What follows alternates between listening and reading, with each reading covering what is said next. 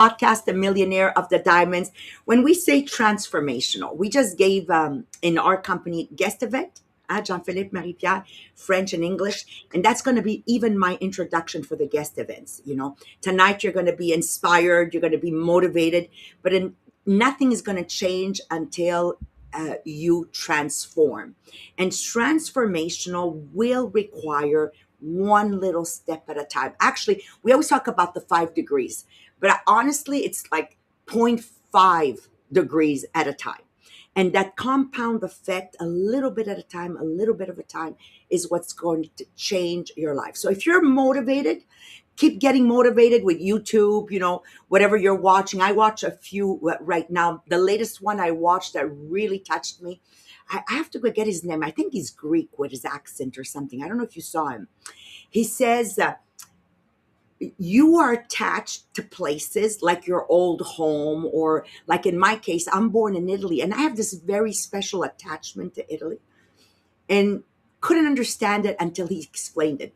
Our attachments, if you're ever attached to something, your old home, or if ever you're attached to your school, like so often your mind goes to that school, whatever, it's because in that place there was a transformation that happened within you. So forever, you're going to be this nostalgic a little bit. So this is what happens. I'm motivated by becoming better. Okay. And I will reach out to things that will help me transform me into what I want to become, i.e., giving the podcast. So today, you're absolutely going to love it, because we're going to be talking about when does helping actually stop helping. I think I'm talking to a lot of people here that we've all wasted our time pouring into somebody that just wasn't ready. Okay. Why we rescue the psychology behind that. And most importantly, asking ourselves the question, are you supporting someone right now, or are you carrying them? I don't know what you would answer, but I'd be curious to know. So it's about how to love, support, and lead people in a way that helps helps them become stronger, and not feeds my ego. Everybody get this? And not feeds my ego. Okay. So that means I need to allow them to struggle. I really need to allow them to struggle. So before we move on, who do you know is struggling? Share that podcast. And are you enabling somebody? Share that podcast. Marie-Pierre, over to you. Yes, so you will find the arrow just beside where you write your comment, so you can share on every social media platform. And in the comment, you have the text that you can copy paste to when you share, so people understand why they should listen to the podcast this morning. But if you have someone in mind that really needs to hear this, send it directly by messenger, by text message. So again, you click on the arrow and you will see all the different options, so you can share directly to one person or on social media. Then we have our contest, Les Millionnaires de Demain. So first, when you go on our Facebook group, Les Millionnaires de Demain Inspirational Group, every time you post, every time you react, every time you comment on that group, you gain points during the month to be in the top 10 contributor of the group. And at the end of the month, the official top 10 get a voucher to go shop on the boutique Les Millionnaires de Demain. And then we have a draw at the end of each month. So there's two ways that you can go into the draw. First, with the boutique Les Millionnaires de Demain, so you place your order, you receive your order, you take a picture, and you post on social media, and you tag the page Les Millionnaires de Demain. And then same thing, but with the books, Les Millionnaires de Demain. So you receive one of the book, or you're reading one of the book, or you're doing one of the quiz book, one of the workbook, or you're using your agenda Les Millionnaires de Demain. Again, you take a picture and you post on social media, and you tag the page Les Millionnaires de Demain to be in the draw. And last thing, if you don't already have your ticket for the next conference, it's time to click on the link, get your ticket to be with us. It's a virtual conference, so you join us from all around the world. And even if the time is not right for you, you will receive the link to watch it in replay. So it's for really everyone. So make sure you have your ticket. And for those that want to be in person, we still have places. So make sure that you send me a message when you get your ticket, so I can add you to the list of the people that want to be in person in the studio. Well, You know what I like being between you two? Look where my brain is going. yeah. I'm tanned. You're really white, both of you. How deep is that, right? Marie-Pierre, one more question. Agenda. Yes. The next agenda will be available in September. Okay. just getting you ready. Don't buy agendas, okay? Do not buy agendas. Wait for the Millionaire of the Diamonds, because in reality, you're going to get all the tools in the agenda that match the podcasts you're listening to. Okay, so let's dive in. Good morning, James, for coming. I saw the dog. Now you need to come and see me at the office with that beautiful, I think it's a Labrador. It's tiny now, but wait, James, you need a bigger house. Anyways, that's another story. Lise is here. Good morning, Martin. Ali, Leah. Did I pronounce it properly? Oh, Maria. Sherry. You wished my husband happy birthday. Thank you. Yeah, we're going to be celebrating him all week long. He hates birthdays, by the way. We do not celebrate birthdays, but me and Tayyib, my nephew, we decided to make him many, many celebrations this week.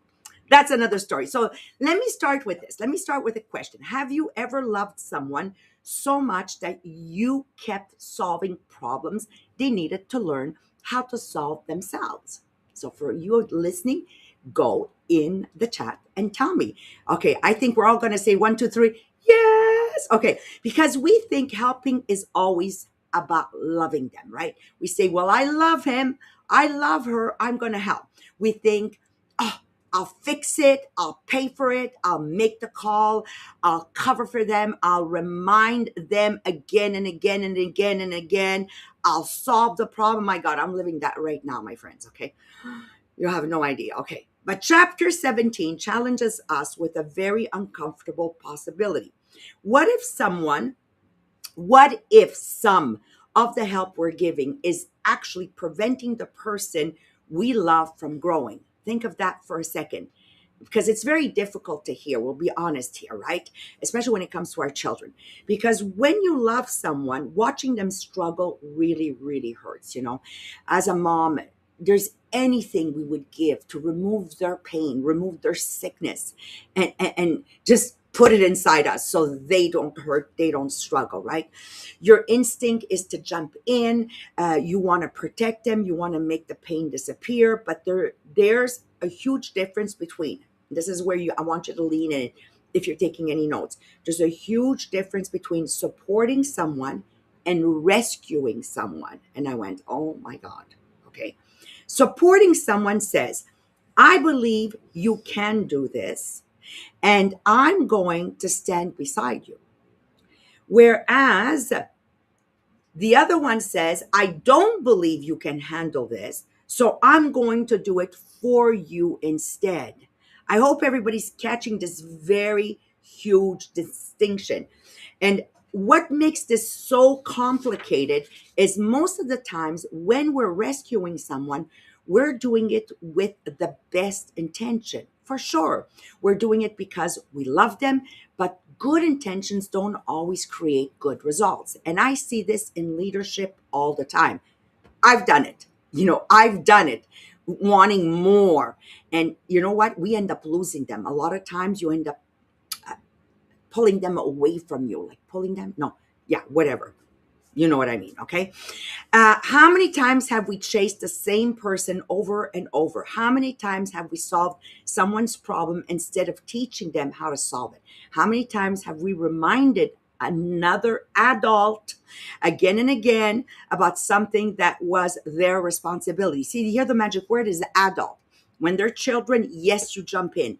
We're talking about, let's define adulthood. I don't know what for you it would be. For me it would be, once they're over 25. That's where adulthood actually begins for me, right?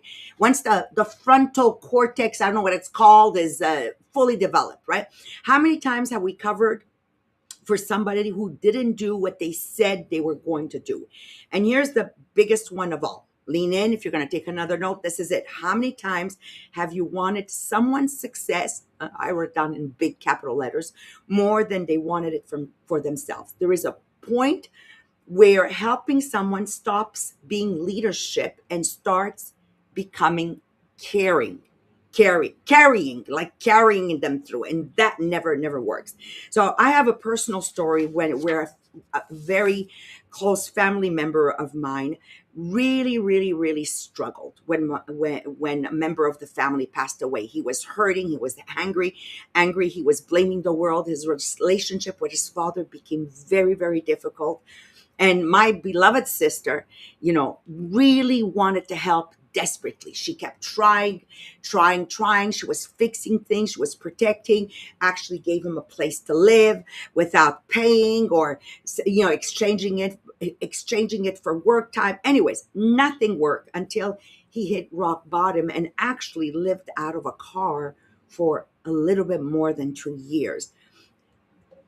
None of us wanted that for him. The thing we have to understand, he needed to decide to change. And when he decided to change, so this is a personal opinion of mine, like we're reading so many books, there is a personal decision that something will inspire me or motivate me, and now I make the decision. So example, when I quit smoking, it's what the doctor had told me about my lungs that motivated me, and I just made the decision. I think then there's the part where it's got to hurt enough, like where you say enough is enough, and you decide to change. And then you have he who doesn't know and will never know he doesn't know. And I really believe it's totally hopeless, which is very, very rare, very, very rare. But we'll see as I get older and we read more development books where this leads. All I want to tell you is never think when you're letting somebody write their own path that you're not caring. On the contrary, caring really means doing what's best for them. Okay. And if it's hurting you, and you continue helping them, it's because you're taking care of yourself. So it's we talked about that. When you're giving money to homeless, you're not helping them, it's making you feel good. So we need to stop patching every single hole. Okay, we need to let them understand they're on their own. I'm here, I love you, I believe in you, but I cannot do this for you. The goal of leadership is not dependence. The goal of leadership is development. Who do they have to become to sustain the change they will make and not revert back to where they are? Now, there is a science behind this, and that is going to be Jean Philippe's side. Thank you, Jean Philippe. Hello, everyone. Good morning. Thank you, Maria, to have set the table for our subject today. Because yes, okay, sometimes where we're not rescuing other because actually we're not like we cannot not do it is because we do not tolerate to see them like having that discomfort. And as we said, okay, it's really important to understand how we should act, okay, in front of those situations, and sometimes not like taking an action as we thought, okay, is the right way to do it. So we will look at four different crucial distinctions on how we should understand that principle. So the first one is what we call the short-term relief versus the long-term growth, okay?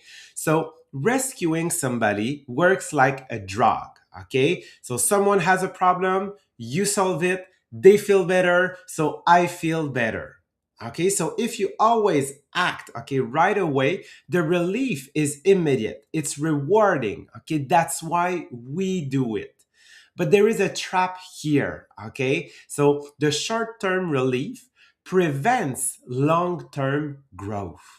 Okay, so that is the most important part. Okay, the more you try to rescue someone from their problems, the more likely they will continue to drown in them. Okay, it's because when you solve the problem for someone, you remove the opportunity for them to learn to solve it themselves.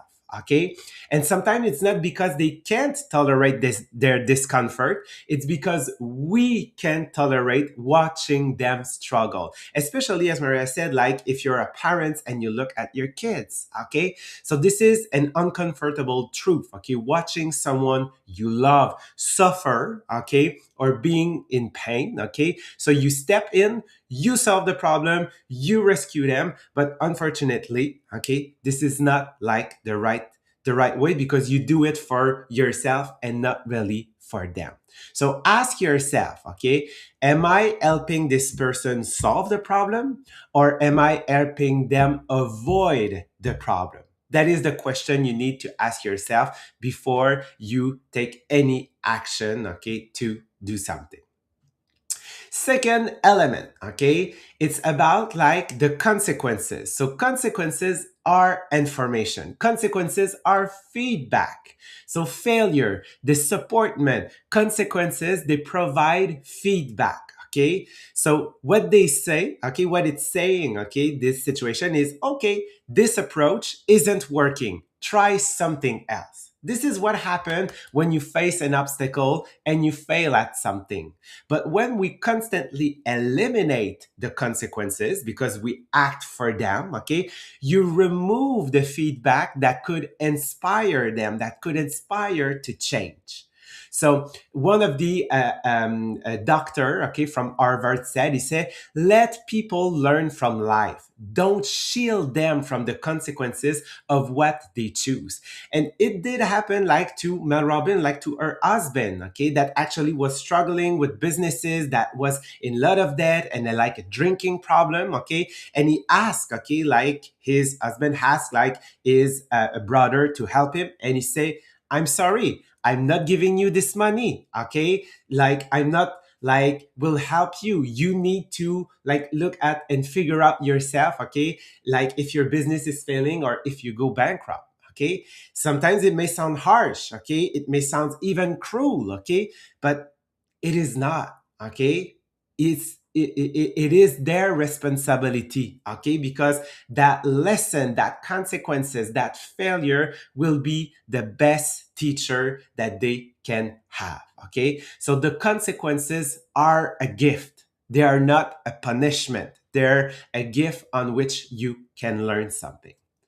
Third element, conditional support versus punishment. Okay, and there is a fine line, but there is a distinction that needs to be made. Okay, a healthy boundary isn't, okay, do what I say or I'll punish you. Okay, a healthy boundary is, here is what I'm willing to contribute, and here are the conditions under which I'm willing to contribute. Okay, so for instance, okay, if you have somebody with you, okay, you can live here if you're sober. You can live here if you do that. You can live here if, okay, or I'll pay for this, I'll pay for the therapy, I'll pay as long as you and the therapist agree to a monthly check-in, or I'll pay the tuition as long as you get a 3.0 degree, or I'll pay your rent, your phone bill, your car payment, but you need to.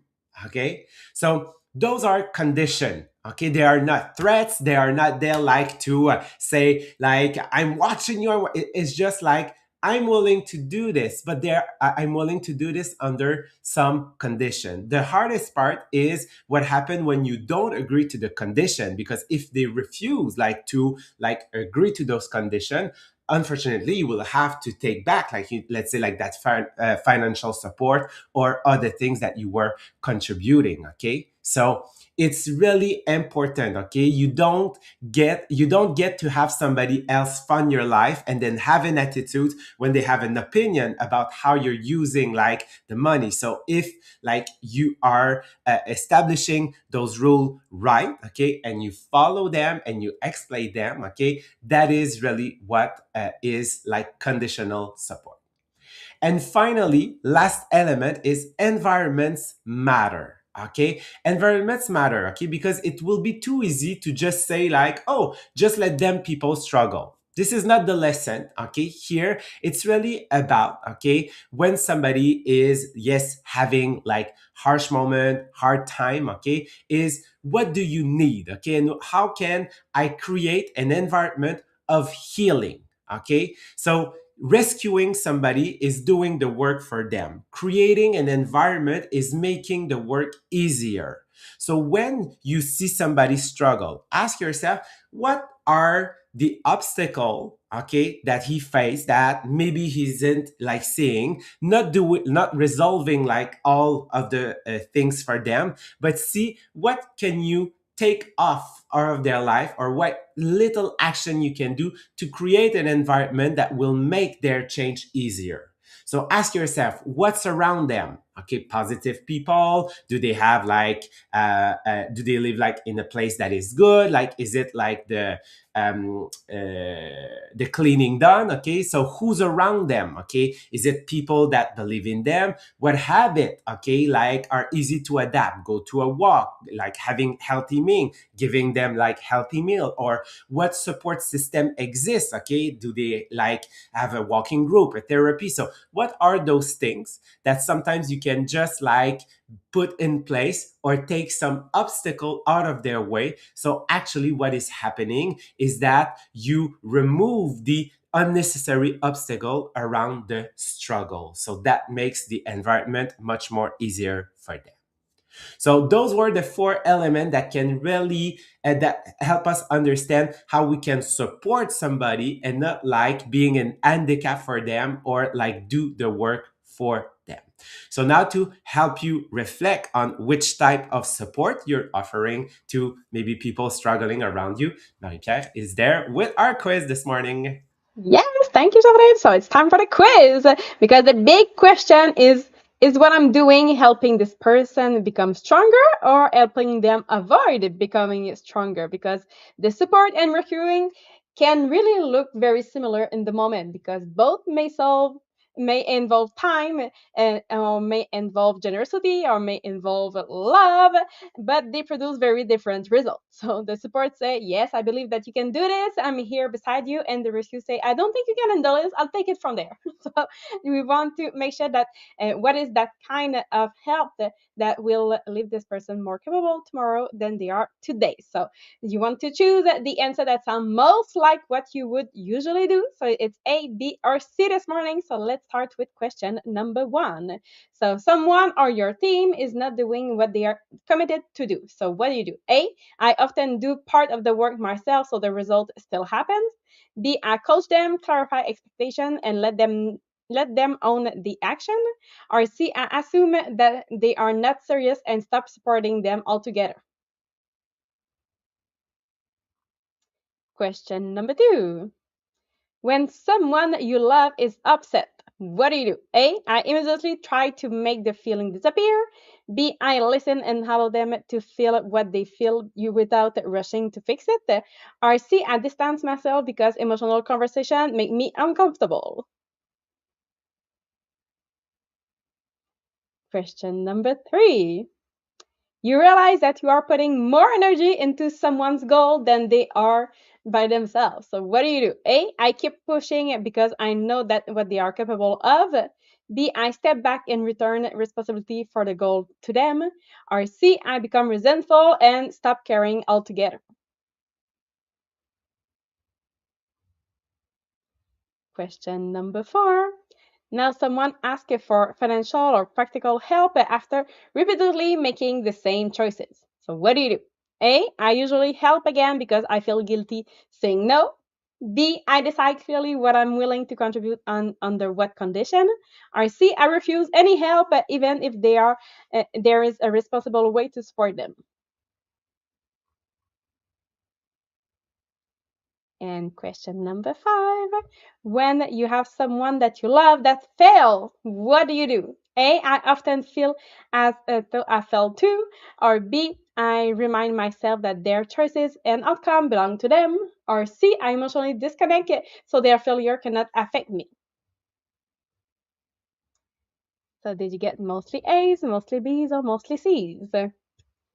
So if you have mostly A's, you are the rescuer. So you care deeply, you are dependable. So you notice when someone is hurting and your instinct is to help immediately. So this is beautiful qualities, but sometimes your generosity can quietly become caring. And so you may solve the problem, but remind again, and you cover the mistake and you remove the consequence, you do more than the person is doing. So that because the immediate problem disappear, it feels like your help really worked. But again, you want to ask yourself, what did this person learn to do without me? So this is the deeper measurement. So your next step is not to care less, but it's changing the way that you care. So move from let me fix this to let me help you become capable of handling this.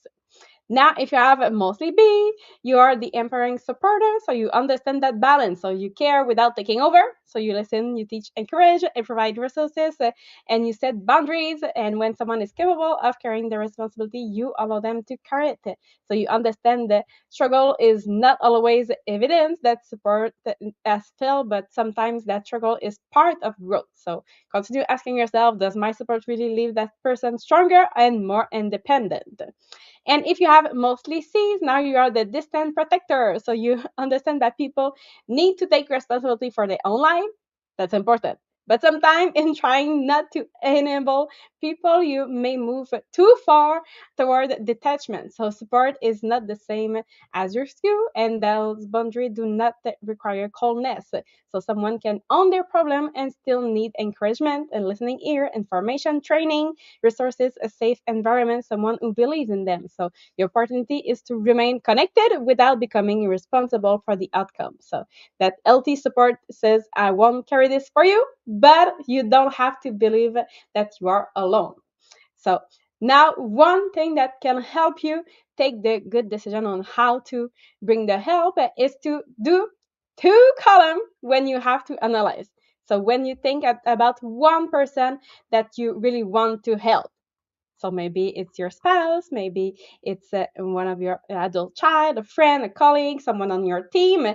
So keep that person in your mind and then ask yourself, okay, what is that in the column? Let them. What do I need to allow this person to take responsibility for? So maybe it's to let them have that conversation, let them solve the problem, let them ask for help, let them do the work, let them make the choice, let them discover that they are capable. So you have that column. And then on beside you have the column, let me. So now the question is, what can I do that support them without taking over? So maybe let me listen, let me ask questions, let me encourage, let me provide information, let me offer resources, let me celebrate effort, let me believe in them. So it's just a way to remind yourself that yes, you can support without taking over. So to do that analyze before helping, so you are sure that you are helping and not rescuing someone. So there's this is the kind of help that it's not just to help solve the problem today, but it's a kind of help that it will develop the person that will be able to solve all the problem tomorrow too. So on that, we wish you a beautiful day and we'll see you tomorrow morning with the next podcast.